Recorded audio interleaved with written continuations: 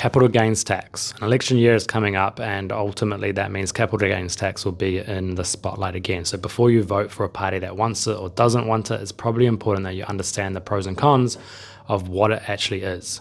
So capital gains tax is obviously a tax on profit when you sell something of capital value. Usually, and especially when it comes to mortgages, this is to do with property. In New Zealand, we currently do not have a capital gains tax on your own home, on any investment properties, unless it's within the 2-year bright line period, or any businesses. So if you're going to apply or ask for a capital gains tax, should it be against everything? Like if you sell a business that you started from scratch, should you be taxed on the profit or should you not? Should it be just on investment properties or should it be on homes?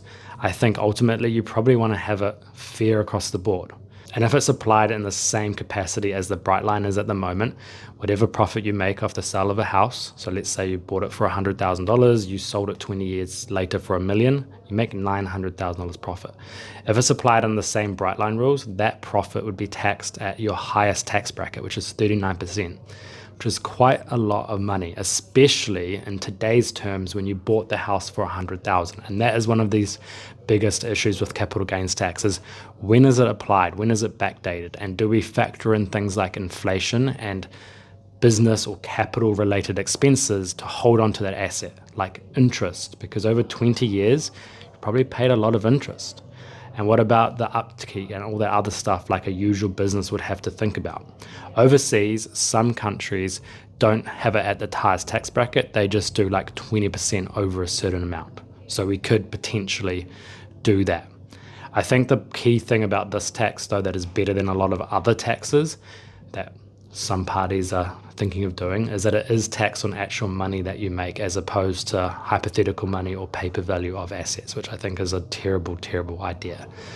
So ultimately it comes down, do you think we should have one, and in what capacity should we have it? Because backdating it, I think, is a little bit unfair, but then if you just say from 2030, going forward, everything is going to be taxed at a capital gains tax, then people that bought a property 20 years ago are just going to sell it to themselves in a different entity to reset the value. So for example, bought it for $100,000 20 years ago, it's now worth $1 million. They'll sell it from their personal names to a limited company for $1 million at market value, and then a tax will be applied to that. So there's lots of things to think about, and it's not as simple as just taxing everything. This is why it's probably not already been put in place in New Zealand, because it's a lot more complicated than people think.